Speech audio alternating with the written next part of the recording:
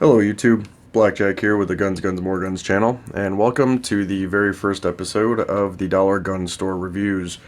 For those of you who are unfamiliar or who haven't seen it yet, our intro video that kind of explains our grading system and how we came up with some of these grades that you're going to see here in this video, please check out our intro video, and that'll help you understand a little bit about why we're doing this and what we're looking for during the grading, and we'll maybe make better sense of this and other reviews in the future. So today we're going to be reviewing the Phoenix Arms HP25.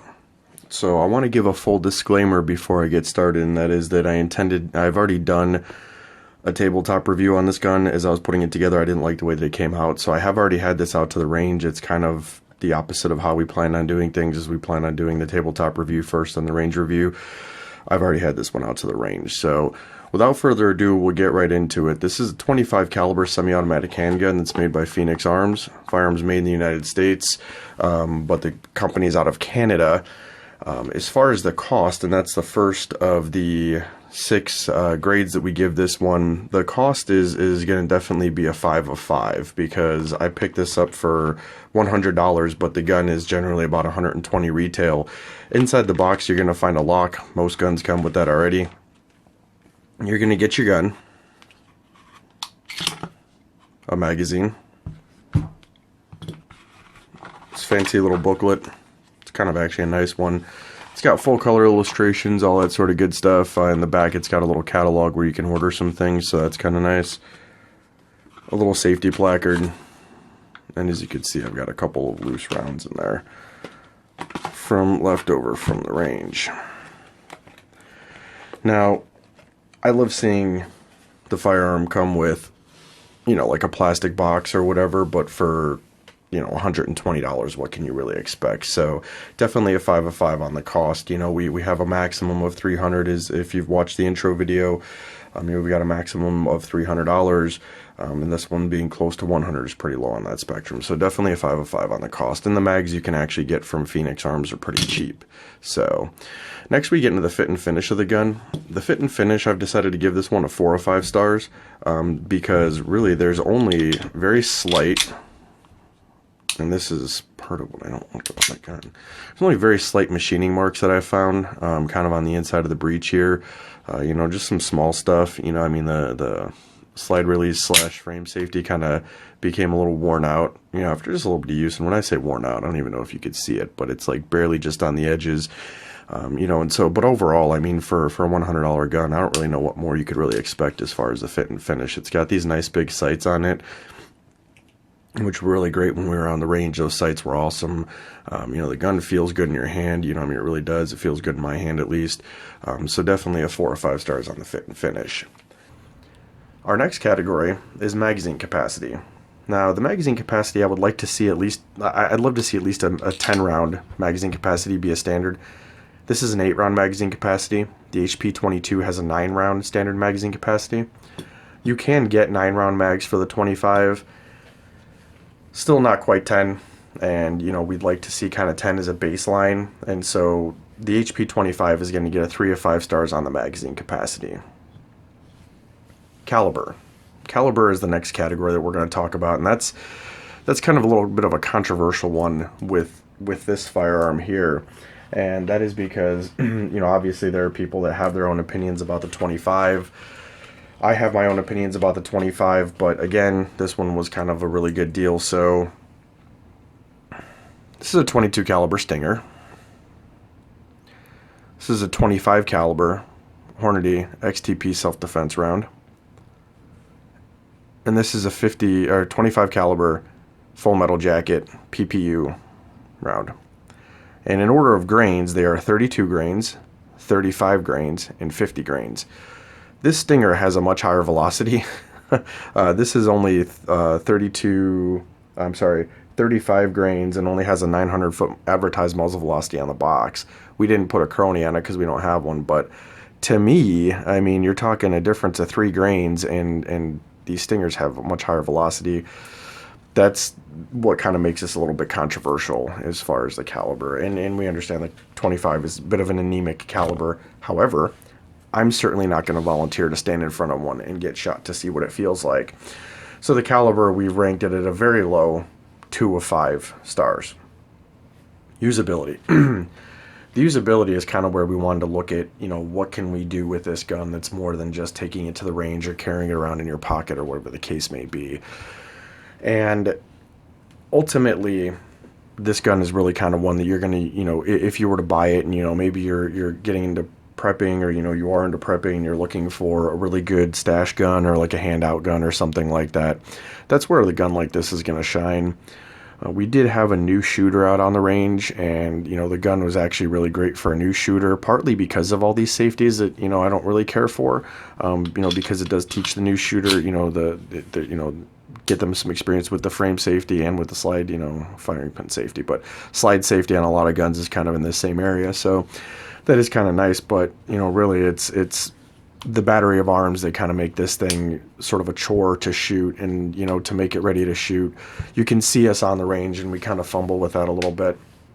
And so on the usability, we've decided to give it only a 2.5 of 5 stars, and that's because really when we look at it and we take everything into consideration, this is really going to be in a shit hit the fan type of situation, a get home gun, basically something in your get home bag, maybe something you just stick in your tackle box, or something that you hand out to someone that shows up at your house that said that they would, and you're just like, here, I need you to have a gun, and you give it to them, and there you go, they got something to defend themselves with. So we're gonna take this gun out to the range now, and after that's done, we're gonna give you some overall thoughts on the range time, and thoughts period, kind of give it its final grade. So with that being said, we'll see you on the range.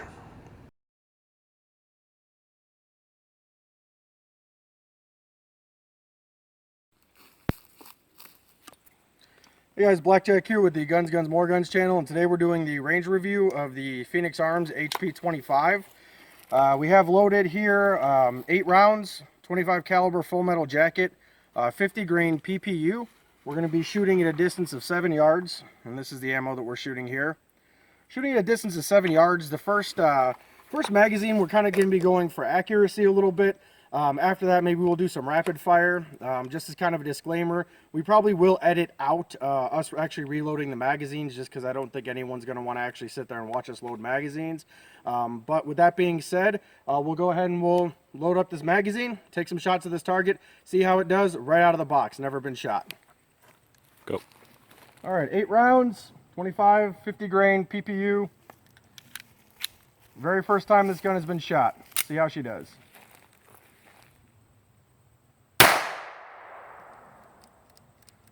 Stoppage. Failure to feed.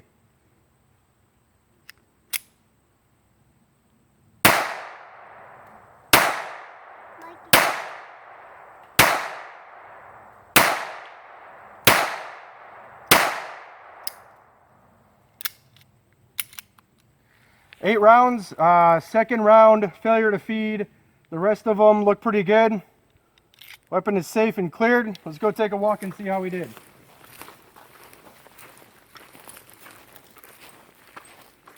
All right, I'd say it's pretty good. I did that on purpose. Yeah, we'll go with that. But I'd say it's pretty good, 7 yards out of this little handgun. So let's go ahead and let's get it loaded back up. We'll get someone else behind it, see how they do with it. You should just be able to. There's like, oh, that's a little stiff. Yeah. Magazine number 2.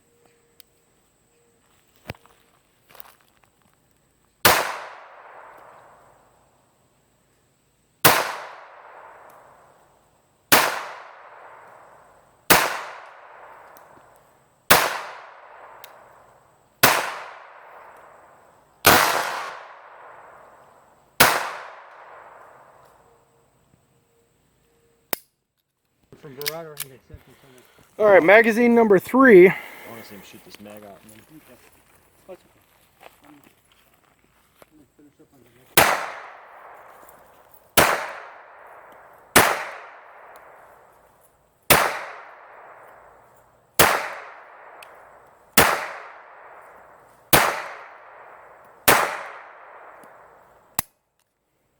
All right, so this is magazine number 4. We're going to go ahead and we're going to do some rapid fire now. So far, the biggest challenge with this gun has been its battery of arms is ridiculous with what you have to do just to get the magazine out, make it safe in that. I'm going to do some rapid fire though and see how she holds up.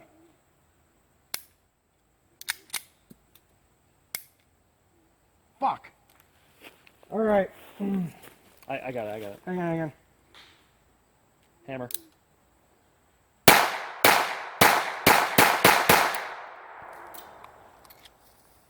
All right, so with this gun, with this slide safety, as you might have just seen with the round that didn't go off, I did have this safety engaged, so it wasn't the actual gun's malfunction. It was the gun that was doing what it was supposed to be doing. So we're gonna do magazine number 5, rapid fire.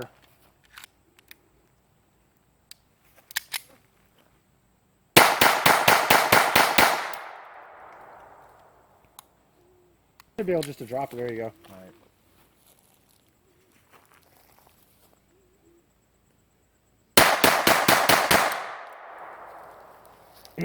All right, so this is after just about one whole box. Honestly, you can see it's shooting all over, but that could just be to the the unfamiliarity of all of the shooters with the gun. But we did have 3 different shooters on this gun shooting at different targets. You can see it does put some pretty nice groups together. Obviously, we just burned through a couple of magazines. Rapid fire didn't have any issues. So far, not a single stoppage or malfunction beyond that second round that failed to feed properly. So what we're going to do is we're going to go ahead and we're going to set up a semi-scientific test comparing the 25 to the 9mm using gallons of water as our ballistic medium. So we'll go ahead and we'll get that set up, and we're going to shoot some shit. All right. So next we're going to do a little bit of a kind of a shithouse ballistics test on this. It's in no way meant to be scientific. Really, it's meant to show the energy transfer between a 9mm and a similar barrel length. This is a Ruger LC9, and it's got 115 grain full metal jacket 9mm loaded in it. And we're going to just kind of show you the transfer of energy using these 1-gallon jugs as a medium, the comparison between the 9mm and then the 25, and we're also going to shoot it with the 35 grain Hornady XTP as another test, just to kind of show you what a self-defense round in this 25 will do. So let's go ahead and get this guy loaded up. All right, this is the 9mm 115 grain.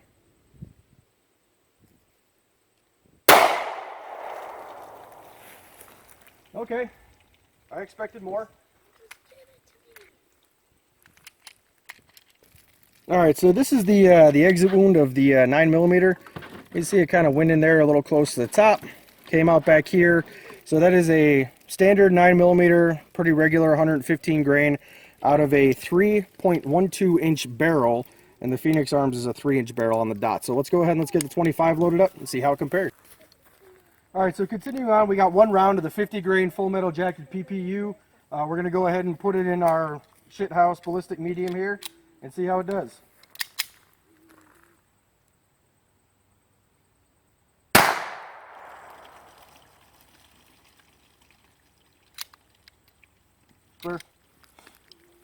So as you can see, this is a 25 full metal jacket right here. Obviously the 9mm, when it came through this end, dispensed a lot more energy. In this sense, this is more of a, it's kind of a light tear. As a matter of fact, I'm not 100% convinced that the bullet even went all the way through. So it would be interesting to see if we could find a 25 caliber bullet in here at some point. It tumbled out. Yeah, it very likely tumbled out. So finally, we've got the Hornady XTP 35 grain. Let's go ahead and get it loaded up and test it out. All right, so last but not least, we're doing the Hornady 35 grain XTP ammunition. I've got to be honest, I am not super convinced that this is really going to do much of anything because it is so light, but we'll see.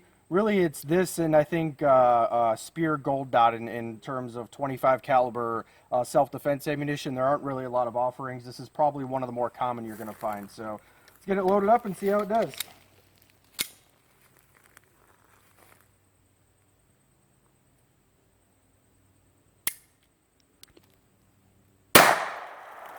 Okay, well I can tell you right off the bat that actually seems like it. That actually seems like it did did something a little bit different here. Okay, so it looks like it went in kind of off to the side here. And it did kind of split a lot more than the other round did. So, you know, I didn't quite nail it dead center, but, you know, it did compared to the other 25. Seems like it did kind of transfer a little more energy, I guess. Split the jug a little bit more. Again, I realize it's not a scientific test at all, but that's what it is. So, for what it's worth, this is a really inexpensive handgun, obviously. Definitely more of a get to another gun or get off me kind of piece. But so far it's shot really well. We had one minor hang up. That round, that self-defense round seemed to, I don't know, it didn't fire the first time. I'm not sure what was up with that, if the gun wasn't in battery or what. But take it for what it is. It's an inexpensive gun. You know, I wouldn't count on this necessarily in any kind of gunfight situation, but the first rule of a gunfight, of course, is to have a gun. So until next time, this is Blackjack1 signing off. All right, so this is something we just kind of wanted to show you. This little 25 caliber projectile that we found. As we're policing brass, we found it just about where I'm standing, and if we kind of scroll up here, that's where we were shooting that kind of little pile of trees there. We had the table there. And the only thing that we shot that had any kind of substance to it were those water jugs. Everything else was just paper. So this had to have been the one that we shot with the water jug, and it seems that it bounced back out somehow. Is the only thing we could think, is that it bounced back out, and that's where we get this from. And once again, we're probably a little better than 21 feet from where the target actually was. All right, so now that we've seen this this gun in action, you've kind of seen it on the range. You've seen some of the missteps that we had with it, and you know, obviously we had one of the self-defense rounds that didn't fire when we were doing our shithouse ballistics test to it, and so whether that was a light strike or maybe just a hard primer, I know that some of these, you know, smaller rounds can have troubles with that. It could have just been a hard primer. You don't know. And with the full metal jackets, the second round ever fired was a failure to feed, which I'm not super concerned about, just because it's a new gun out of box. I didn't oil it. I didn't do anything with it. So one of the things that I really liked to see was the rapid fire. The rapid fire went really well because realistically, if this is your kind of get home gun, you know, or whatever, you're probably, you know, have this in your get home bag in your trunk, and you grabbed it and you made it ready, and you know, you're just trying to get home, and if you had any trouble, you'd wait till someone got close enough and just pull the trigger till it goes click, realistically, and especially given the caliber, which would certainly do the trick in my opinion. So that was kind of cool to see, as you know, the rapid fire aspect of it went really well. As far as the ballistic portion of it, you know, you saw the one round that we had that actually, now that I'm inside, I might be able to give you a better look at it. This was one of the rounds that, well, the round that we fired. This had to have been the one. Let me try to get a close-up of it. This would have had to have been the one that we fired into the milk jug, because we didn't fire in anything else solid out there. It was all paper, and I think that it bounced out. It would appear that it bounced out. So kind of an interesting thing to see. And let me see if I could get you kind of an interesting thing to see, man, quite honestly. So with that being said, the range time grade is going to be a 4 of 5 stars. Easy gun to shoot, relatively accurate, rapid fire went well. I would say positive experience to shoot. So we're going to give the HP 25 its overall score now. And just to kind of recap, we had cost 5 of 5, fit and finish 4 of 5, magazine capacity 3 of 5, caliber 2 of 5, usability 2.5 of 5, range time 4 of 5, and you combine all 6 of our categories with an overall score of 3.5 stars out of 5 for the HP 25, which is actually fairly good. All things considered, you know, when we factor the cost and we factor its applications and we factor what you can do with it, we do feel that this is a solid firearm to add to your collection or your stash. You know, if you're doing the prepping thing and you're looking for a handout gun or any of the other things that we've mentioned throughout this review, this is a great thing for that. Overall, good things to say about the Phoenix Arms. One thing I am going to kind of leave you with is my sort of final thoughts here. Do not take this gun apart. I have experience taking apart firearms, everything from the breech of an Abrams main battle tank to tiny little 25s and everything in between. I've been working around firearms for the last 15 years, and I've never been more frustrated taking anything apart in my entire life. The people at Phoenix Arms definitely have a sick sense of humor when they put this thing together. It's like a puzzle. Very complicated to put back together. Not complicated, frustrating. Very frustrating because of the way that it does. If you do decide, you know, if you do get one of these and you decide to take it apart, I would probably just take it apart once a year and just spray the shit out of it after every range session. That's where I would go with it. So I hope you guys enjoyed the review. If you like what you see, please feel free to subscribe. We're going to be trying to do more of these reviews. If you have a firearm that meets our criteria, go ahead and once again check out our intro video. And if you can think of something that meets our criteria, go ahead and comment there. Let us know, and we'll see if we can, you know, pick one up and make it happen and review it. Otherwise, safe shooting out there.